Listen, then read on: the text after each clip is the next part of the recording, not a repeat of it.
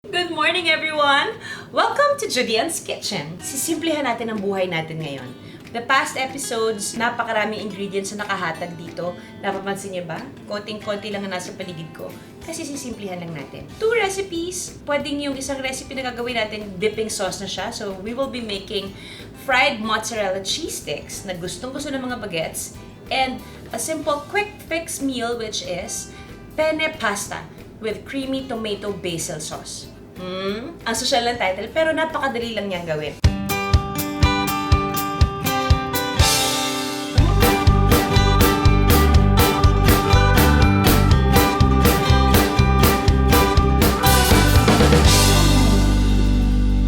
Isa to sa mga nagawa akong recipes nitong quarantine na nagustuhan ni Rai, nagustuhan ni Johan, pati si Luna nagustuhan. Si Lucho talaga kasing, perpetual lang love niya sa puting pasta, carbonara, alfredo pasta. So, before we start, hinahasa ko muna tong kutsilyong to. Gusto ko lang i-share sa inyo, how would you know pag mapurol na ang kutsilyo ninyo? So, sa school namin, sa CACS, itinuro sa amin to during our knife skills. Ang knife ninyo, malalaman nyo pag mapurol na siya, pagka slinide nyo siya sa kuko ninyo, tapos madulas, ibig sabihin mapurol siya. So, to sharpen your knives, ito na naman ako. Gradual angle. Anong angle ang tawag dito, babe? 90%? 80%? 45 degree. Ha? 45 degree angle. Saan galing yung 90%? 45 degree angle towards you, pero dapat hindi naman malapit sa inyo. Baka kasi sumobra naman, dumiretso sa inyo. And then, palabas. So, it's very important when you sharpen your knives, palagi naka-angle siya. Para yung pagtalas niya, pag ganun. Yung wipe it off.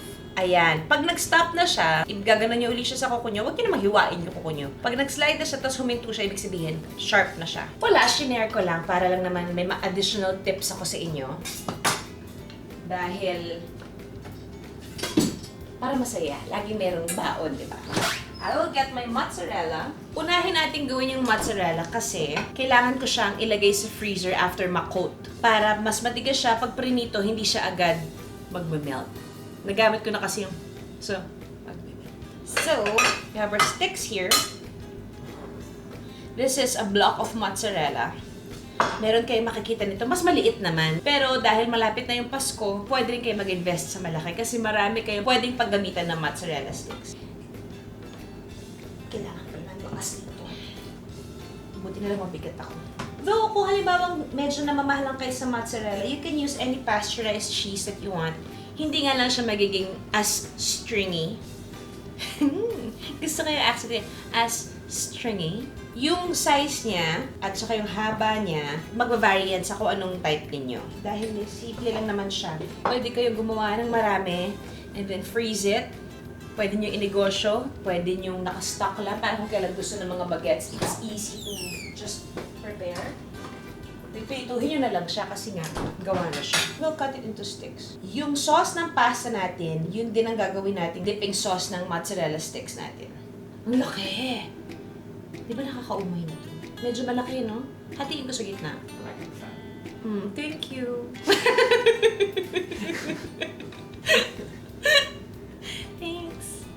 Sticks. Okay.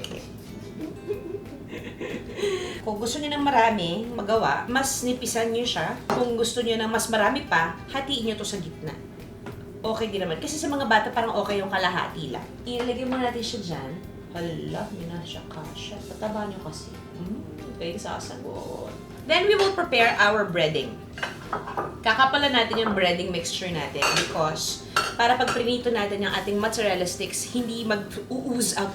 Ayun, nakuha ko na yung English niyang ooze out. Eggs.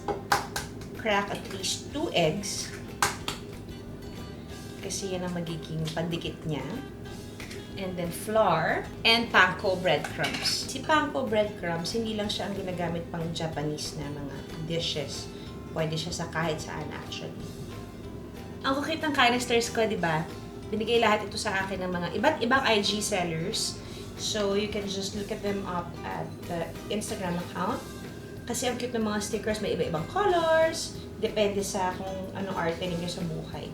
Kaya nagkakaroon ganitong buo-buo ang panko breadcrumbs. Ibig sabihin, nagkaroon siya ng moisture sa loob. So ito, hindi ito mag-work. So para maiwasan nyo, never use the spoon na basa para kumuha ng panko breadcrumbs sa lalagyan niya. Kasi yun yung nagiging reason kung ba't nagkakaroon sila ng barcada package sa loob ng can, or ng canister, or ng jar, or ng plastic.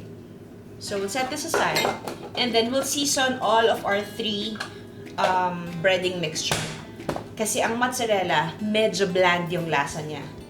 Bland nga ba? Hindi man masyado. May konting alat siya. So, konti na lang ilalagay natin ng alat. Importante na bawat layer ng breading ng ating mozzarella, meron siyang naka-infuse na lasa. Kasi patong-patong na yan, at some point tatabang na pag hindi natin sinison lahat ito. A bit of salt here, a bit of salt on the flour, and panko breadcrumbs. We'll put pepper sa ating flour at saka sa ating panko breadcrumbs. Check. Whisk na lang ang gagamitin ko sa inyo. Kasi, parang gusto ko pink. Kasi mas madali siyang magsama-sama. Ang isang kaiba dito sa ating mozzarella sticks, lalagyan natin siya ng barbecue seasoning. Meron ako dyan sa episode natin ginawa before. Fish and chips with barbecue seasoning. So, you can just go back to that episode, that's season 10, go back to that episode, and you can get the ingredients of the barbecue seasoning. Simple lang naman. And again, kung wala naman kayo isa-isa ng spices na kailangan for the barbecue seasoning, you can always buy the ones na nakabote na sa mga grocery. Dip our cheese sticks sa egg, and then flour, kasi yan ang magbabind sa kanya, at saka yun ang papakapal sa kanya. Dito sa part na to, pwede nyo i-join ang mga bagets ninyo sa kusina para matuto silang magluto. Breading lang naman yan. Ay, naku, kakamayin ang makita, nahihirapan ako. And then egg again. Make sure yung hand na gagamitin nyo sa pag-wet ng cheese. Hindi yun yung gagamitin nyo sa dry. So, ilalagay ko siya dito sa panko breadcrumbs. Cover natin siya ng breadcrumbs. So, ganun ulit. I-dip uli natin siya sa itlog to make sure na makoat siya ng bonggang-bongga. Maraming proseso lang siya. Kaya nga, di ba sabi ko gumawa na kayo ng marami kasi medyo marami siyang ganap. Yan. Babalik natin siya dyan. Kakasabi ko lang wag pagsasama yung wet at dry eh. Yan na ngayon ang itsura. Hay, naku, Juday. Aga-aga. So, magiging ganyan siya kakapal. You like it fat, di ba? I give you fat. There. Set aside natin siya dyan. So, ganun ulit. Medyo matigas lang ang ulo nila sa part na to. Parang ayaw nila sumunod sa akin. Sumunod na akong kalit. Sinisimplihan ko na nga ang mga ganap eh. Tapos, egg again. Ulit-ulit lang. Julit-julit lang. Parang nangyayari lang sa atin ngayon. Ulit-ulit lang. Ulit-ulit lang ang mga quarantine natin. Kaya dapat, pag lumalabas tayo, we have to not only take care of ourselves, pero syempre, isipin din naman natin yung mga taong nasa paligid natin. So, kaya importante mag-mask, importante ang mag-face shield, sanitize, importante. Yan ang magiging normal natin. Pero kung hindi naman importante, huwag na umalis. Yan. Favorite ko tong cheese sticks, especially yung mga diners. Masarap tong pampapak or quick treat para sa mga bagets. Oh gosh, na-hatching ako. Okay. Okay. Cover natin siya ng aluminum foil. Wash hands kasi humawak tayo ng itlog. Dahil ang itlog ay may factor na magka-salmonella dahil siya ay raw.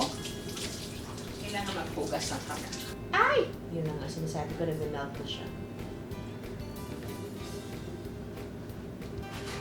Foil. Kasi dapat para dyan yan eh. Pero kita ko. Nilagyan ko lang ng foil just so dahil para hindi siya mapatakan ng any moisture. So you freeze this for about a couple of minutes. So, paalisin ko na muna iti. Clear my station. Ang malinis na istasyon ay nakakagaan ng buhay. We will now go to our pasta.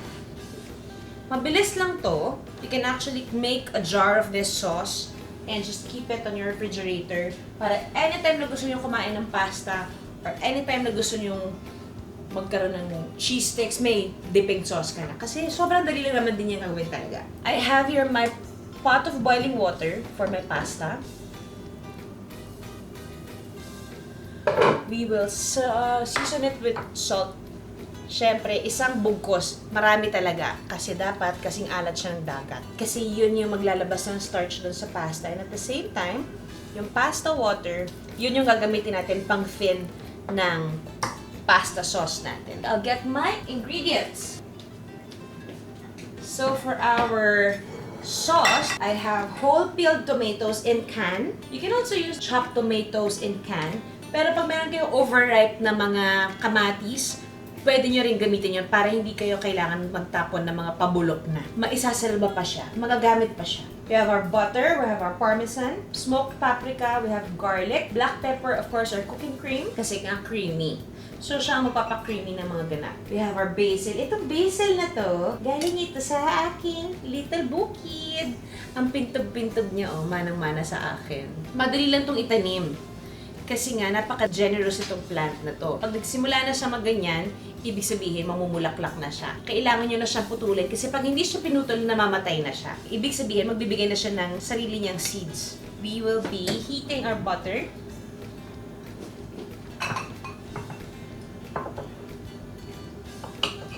Siguro mga ganon. Kita niyo ba? Butter.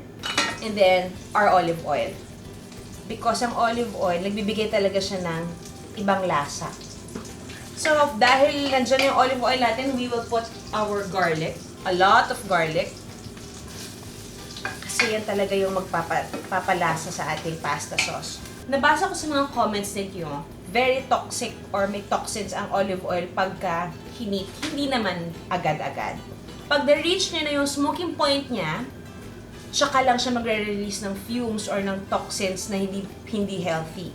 Kaya, pag gumamit kayo ng olive oil for cooking, kailangan, ang kasunod doon, ilagay niyo na yung mga next pang ingredients. Hinaan lang natin ang ating apoy kasi you want that taste of garlic to slowly release. Ayaw nating mag-brown yung garlic, kaya low heat lang ang gagamitin natin. At this point, we will add our canned tomatoes. Pag nilagay nyo na yung mga ingredients na yan, bumababa yung temperature ng mantika at hindi nyo na kailangan mag-alala dahil hindi na niya maaabot ang kanyang smoking point. So, it's not actually dangerous. I will use my masher kasi para durugin natin at ilabas yung juice ng ating tomatoes. Gusto kong gumagamit ng whole peeled tomatoes because it's juicier. Pag pinakuloan nyo pa ito ng mas matagal, pag pinag-simmer nyo pa ito ng mas matagal, mas lalabas pa yung lasa ng tomatoes natin. So, we season along the way. Yeah. Salt and pepper. So, we'll just let this boil. And then, mamaya natin siya gagawing creamy. Maglagay tayo ng sweet smoked paprika. Around 2 teaspoons. Of course, you know me. I'm sweet. We put sugar. Ganon din. 3 teaspoons. Na maliit, maliit. Ayan. Stir lang natin siya. Then let's just allow this to boil. You can actually add black olives or anchovies or capers. Marami naman pwedeng idagdag pa. You can innovate.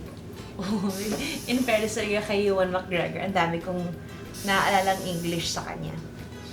And then our parmesan. Sinabi ko na to before, you don't throw this kasi ito yung pwede niya pang gamitin pang lasa. And then, pagka hindi na natunaw yung pinakadulo niya, you just take it out. It gives a lot of flavor sa ating pasta sauce. And then, we will start. I'm so happy! I am so happy. It's really nice na magsimula na tayo magtanim-tanim mga guys. Dahil, iba yung satisfaction na binibigay niya. As in, nakakaaliw talaga siya. Kung hindi nyo naman trip magtanim, supportahan na lang natin ang ating mga local farmers. Let's buy local. Let's support local. Kasi pagtutulungan tayo. Gaya nga sinabi ko, magbayanihan tayo. Tayo-tayo na lang to. Wala na tayong iba pang aasahan kundi ang isa't isa. And then we will julienne it. Yeah. Mabilis lang talaga to. Madaldal lang ako kaya mukhang ang tagal. Kay Julian, patong-patungin niyo lang yung basil leaves na malalaki. Then roll it like that. Cut. Magugustuhan din ng mga bagets to ha, kahit may basil ha. Kasi creamy nga siya. Yung creamy will add it later on. Of course, the more basil, the merrier. Kasi magsasama-sama yung lasa niya habang nagsisimmer, nagre-release ng lasa yung basil, nagbe-blend yung lasa ng paprika sa tomato sauce natin. So, okay lang na haluin natin siya ngayon. Yan. Si Ryan, kung makapagsalita naman ako, parang hindi si Ryan yung kausap ko. Pag may nagustuhan siyang ginagawa kong pagkain, as in, kaya niya kainin yun every day. Nung nagpunta kami sa Europe, isa lang ang gusto niyang kainin. Sa lahat ng mga restaurants na pinuntahan namin, gusto niyang i-compare ang iba't ibang lasa ng lasagna sa Italy. Sa lahat ng restaurants na pinuntahan namin, consistent siya, ang galing, kaya niya, hindi siya nauumay sa lasa ng lasagna. Saan sa Italy yung nagustuhan mong lasagna ba? O yung lasagna lang dito sa Pilipinas? Hindi ka makapagsalita. Saan niyo mo yung sarap? Wow! Sa pizza. Oo, yung sa tapat mismo ng Leaning Tower. Yeah. Ox. Parang, naintindihan niyo, Leaning Tower of Pisa. Ay, sarap bumiyahe. Hindi niyo ba namimiss bumiyahe, guys? Pero nakakatakot din bumiyahe ngayon, di ba? So, dapat mag-ingat na lang tayo. At magluto na lang tayo ng iba't ibang klaseng pagkain ng iba't ibang bansa. Yun actually yung ginawa ko nung unang quarantine nung March. Para hindi ako maubusan ng idea sa pagluluto. May gabi na nasa China kami, may gabi na nasa Thailand kami, Korea, Japan, Italy, Amerika. Hanggang sa bumalik na rin ako sa Pilipinas. Kasi wala na rin ako maisip. May mga ganun naman din ako, guys. Don't worry. Hindi ibig sabihin pagka mahilig ka magluto, lagi ka may naiisip. So, may mga take-out moments din naman kami. Kumukulo na ang ating water. Excited na ako. Bilis ko na-excite. Pag hindi ako nag-breakfast, na-excite ko talaga. Kasi breakfast person ako. Umiinit ang ulo ko pagka hindi ako nakakakain. Kaya ngayon, ang ginagawa ko para medyo hindi naman matindi ang bigat ko, kahit itlog na lang muna sa umaga at saka kape. Lalagyan na natin ang ating penne pasta. Ito, cute pa ito. Wes! Hey! So saucy, oh. Sabi nga ni Guiado de Loretes, let's put in our penne pasta. Lagyan natin siya lahat dyan. And then, hahaluin natin siya. Para lang hindi siya magdikit. Yung iba naglalagay ng oil, kasi yun yung nakasanayan natin, di ba? Para daw hindi nagdidikit-dikit. But apparently, sa mga Italian chefs, nagtataka sila, bakit kailangan lagyan ng oil ang pasta? Hindi nila makuha. Pero dahil nakalakihan natin yung may oil, yun yung ginagawa natin. Wala naman siyang effect talaga. Okay. Tikman natin. Konti na lang. Konti pa. Let's just allow that to keep on simmering para magsama-sampa yung lasa niya. Add a bit more salt. And sugar. Where's my sugar? Oh, hot. Ano nangyari? Okay. It's also important na basahin niyo yung packaging ng pasta. Kasi doon magva-vary yung cooking time. Pero yung iba naman, tantiameters lang din, di ba? Nabanggit ko na dito sa isa sa mga episodes ko na ang al dente, ibig sabihin, the tooth. Ibig sabihin, may bite siya dapat. Pagka naluto na siya. Yung iba nga, binabato sa pader eh. Pag dumikit, luto na. Pero, totoo! Sabi ni Giada, tinext niya ako. Yung iba binabato. Habang hinihintay natin si pasta, yung sauce, magbo-boil lang siya na magbo-boil, tapos papasok lahat ng flavors niya dyan. Magdadagdag ako ng paprika. So by now, guys, alam niya na mahilig ako sa paprika. Kailan ko ba ito huling ginawa, be? Parang last week lang eh, no? Or 2 weeks ago. Kasi wala akong maisip na dinner. Tapos narealize ko, kaka-harvest ko lang ng basil. So gumawa ako ng sauce. Nag-pasta night kami. Malayo pa to sa katotohanan, no? Now, slowly add our cream. Slowly yung ganyan. Charos. Hindi mo kailangan. Yan. Tapos, dadagdag na lang tayo later pag kailangan pa. So, ang magiging color niya ay hindi bright red. So, may pagka-orange yung mapusyaw siya. You can add truffle oil kung medyo gusto niyo ng mas fancier yung pasta ninyo. But, ito ang kaya ng budget go. Natin.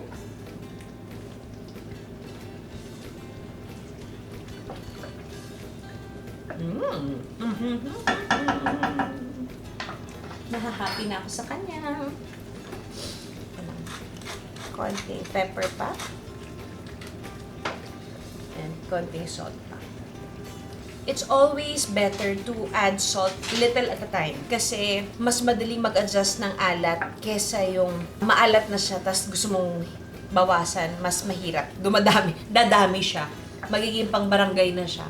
Mag-heat na ako ng aking oil para sa tinatawag na cheese. Mozzarella cheese. Kasi, hay, ang init! Hindi kita mabagsak kasi babasagin ka. Oh, ma'am. Come on. Cooking oil. So, inubos ko na siya. Kasi para deep fried talaga siya. Ibig sabihin, isang galangan mo lang na ganyan. Isang bagsak mo lang na ganyan. Dapat yung buong cheese ma-fry kagad kasi para hindi siya mag-ooze out. Okay, we're getting there. Konti na lang. Kamusta ang ating pasta? How are you? Meron ba kayong mga suggestions on what you want me to cook in the coming Saturdays? Mas madali ang buhay pagka nagsasuggest kayo. Ibig sabihin kasi, yun yung alam kong gusto nyo matutunan. Then, aaralin ko siya kung hindi ko pa alam. Pero sa ngayon, ang mga tinuturo ko muna yung mga recipes na gawa ko ng quarantine. Pero okay na yun ah. Ito malayo pa to sa katotohanan, Day. So, hindi pa siya malambot, oh. Pero, medyo lang siya lambot. Huh? Naging Chinese. Medyo lang siya lambot. Ha? Mother Lily. I miss you, Mother. Okay. Pagka ganito may puti pa siya sa gitna, ay ibig sabihin, hindi pa siya luto. Hilaw pa siya. So, ibabalik ko siya. Ah! Hindi siya mabot. Saka lang. Hindi ko na siya makukuha. Dumi ka na. Ay! Ay! Wala na. Mamaya na kita hugasan. Linisin. Ay, kukunin. Ayun o. Matigas pa siya. Hindi tayo gumamit ng tomato paste, diba? Pero nag-thicken siya because slow yung simmering time niya. So, binibigyan natin siya ng enough na time na magsama-sama sila. Magkakilalan sila. And this is actually better the next day. Because when it's the next day, it's the next day. So, let's check our pasta. Kung ready na siya. I like it al dente. I remember, hot pasta noodles over hot pasta sauce. Kasi doon magko-combine talaga yung flavor sila. At saka didikit yung sauce kagad doon sa noodles. Pag malamig yung sauce or malamig yung pasta, mapapansin nyo naghihiwalay siya. So, okay. So, pinatay ko na yung aking apoy. Let's allow that to sit for a few more minutes para maluto pa siya. Pero it's kasi gutom na ako Pero al dente na siya. And kaya ako gumamit ng penne pasta because yung ridges niya, yan ang tutulong na kumapit yung pasta sa kanya. So, okay na gumamit kayo ng mga pasta na paganon or paganon. Or pwede naman fettuccine kung yun ang meron kayo sa bahay. Tikman natin. May a bit more sugar. A bit more sugar. And some more paprika. Magsaset aside ako ng konting sauce para sa ating cheese sticks. Kasi ito, ang hanganan natin, dadagdagan ko pa siya ng paprika para mas stronger yung flavor niya. Actually, yun. Gusto na itong angangan ba? Hala, parang naparami.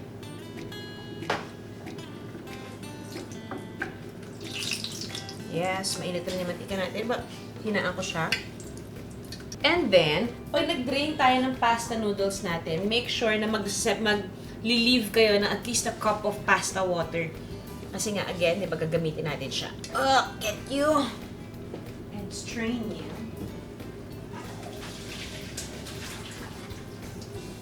Back there. So, yung pasta water natin. Actually, konti na naman ang kailangan natin. Malapit na tayo matapos, guys. O, diba? Ang simple-simple lang. Iniba ko lang talaga kasi para hindi masyadong komplikado yung every episode natin. So, again, is pwede itong pang date night. Date nga tayo. Gusto mo dyan sa deck? Ayun, may bite na siya. Ow! Nakaginagat ako. More cream. Just a bit. Because I'm creamy like that. Hi. Kuminsan pang pagluluto, therapeutic din talaga siya. Nung bagong kasal kami ni Rai, palagi niya ako naabutan dito sa kusina. Ang nasabi lang niya sa akin, luto ka lang talaga ng luto, no? Kasi talagang nasa kusina ako, luto lang ako ng luto. Umaga, tanghali, gabi. Umaga, tanghali, gabi. As early as that year, that's 2009, babe, no? 2009, may isip na namin ng Judy and Sketchery. Sinasabi lang ni Rai sa akin, bakit hindi na lang kaya kita i-shoot magluto? Sabi ko sa kanya, hindi ko kaya magluto na nagsasalita. Aba, akalain mo, napakadaldal ko pala sa harap ng stove. So, lalabas ko na ang ating mozzarella sticks para malaman natin kung mainit na ang mantika. Siyempre, hindi daliri ang ilalagay natin, kundi ang wooden spoon. So, pag bumula na siya ng ganyan, ibig sabihin mainit na siya. So, malamang masusunog tong cheese sticks ko. So, pag ganyan nakainit ang mantika, paano natin pabababain ang temperature niya? Kailangan lang may i-fry kang something. Ano ba pwede mo i-fry na something? Eh di mababagsak ako ng noodles. Nasa isa kong ginamit. May kinain ko na pala. Okay, balik ko na ako dito. Hindi, mukhang bababa na yung heat niya. Tinatay ko muna siya. Kasi ayoko ma-overcook ang ating. So, hindi. Inak talaga dito. Kumain ko muna ang ating sauce. Kasi mabilis na lang talaga to. Okay na. We will now fry our cheese. So, kailangan covered siya ng oil para you don't have to turn it over anymore. You just want your cheese sticks to be golden brown. Nahiya na ako sa accent ko. Sorry, lumalabas lang po talaga siya. See? Yan. Na-excite ako, babe. Pero may nag-ooze out pa rin. Pero hindi naman lahat. Pag binayad ko itong cheese na to, magsastring niya na ganyan. Taran! Magandang under to sa Christmas. So, you just want it to be that color.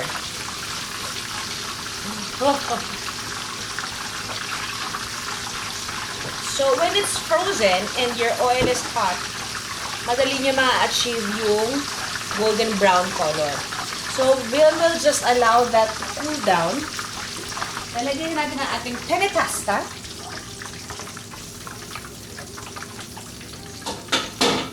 Ayan na. So, ang bilis niyang kumapit because our pasta is hot. Ang sauce natin ay niluluto pa siya. So, mabilis siyang nagdikit-dikit. So, yun yung sinasabi ko. If-thin natin siya ng pasta water kasi para medyo soupy yung dating niya. Hindi naman soupy na sabi. Hindi naman yung gano'n. Nakakawala ng voice. Add a bit of our pasta water. Pero just enough na hindi dry yung pasta natin. Ayan. Para mag-lighten siya. So, pwede kayo gumawa ng isang jar. Pwede niyo iparegalo sa Pasko. And then just, lagay na lang kayo ng instructions. Naku, huwag kang aapaw. Naku. Konti na lang. May isa pa. Ayaw. Punasan natin ang gilid. Mga restaurant sila ginagawa nila para mukhang presentable. Grate tayo ng Parmesan cheese. Cheese, cheese, cheese. Some more cheese. Nagutom na ako, lumalabas na yung bilang. Oh. And then, para mas restaurant yung style, dudumihan nyo lang yung gilid. The more cheese, the merrier. The more butter, the merrier. The more episodes, the merrier. Don't skip that, okay? Why? Because percentage of Judy Ann's Kitchen will go to certain charities this pandemic. Hindi po ako nabibiro, totoo po yan. So, para nanonood kayo, nakatulong pa kayo. We'll just cut this cute basin para meron tayong tcharan! Tapos na siya. Yung akin ng cheese sticks ang ipi-plate. Okay, pwede ko nang i-clear itong station ko bago tayo magtikiman, Bob. Ay, parang masamang kay ganyan. Bago tayo tumikim, Bob. Sprinkle it with barbecue seasoning. Para may balance ng strong flavors from the barbecue seasoning and cheese natin, and then very mild flavor from our creamy tomato basil penne pasta. Sisimula ko muna sa cheese. Kasi lumamig na to.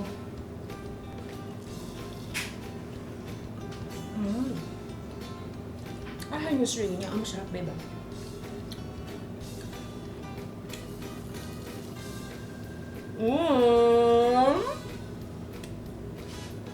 Achieve ko. Hapos na maraming barbecue.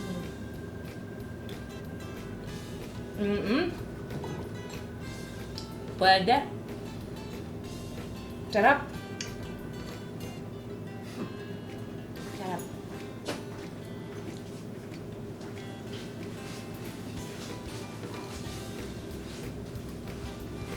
Gusto ko maraming barbecue. Sister.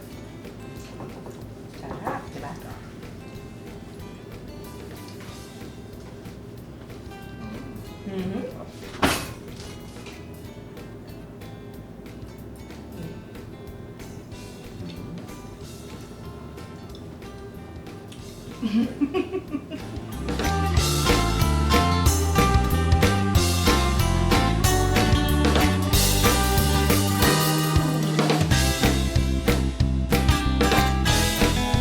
Simple lang, diba? Napakadaling gawin. Konti na ingredients, but you can actually make this at home. Feel free to tag us at Judy Ann's Kitchen Instagram account or send kung ano po yung mga nagawa niyo dishes na ng Judy Ann's Kitchen sa Facebook page ng Judy Ann's Kitchen or sa YouTube account ng Judy Ann's Kitchen. Don't forget to like and subscribe. Hindi ba tumalon yung pasta? Don't forget to like and subscribe and to always turn your notifications on. Thank you, everyone. Thanks for joining me this Saturday for Judy Ann's Kitchen. Bye! Happy weekend! God bless you all!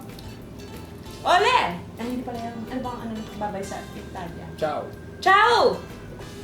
Ciao, Bella! Sarap. Ba.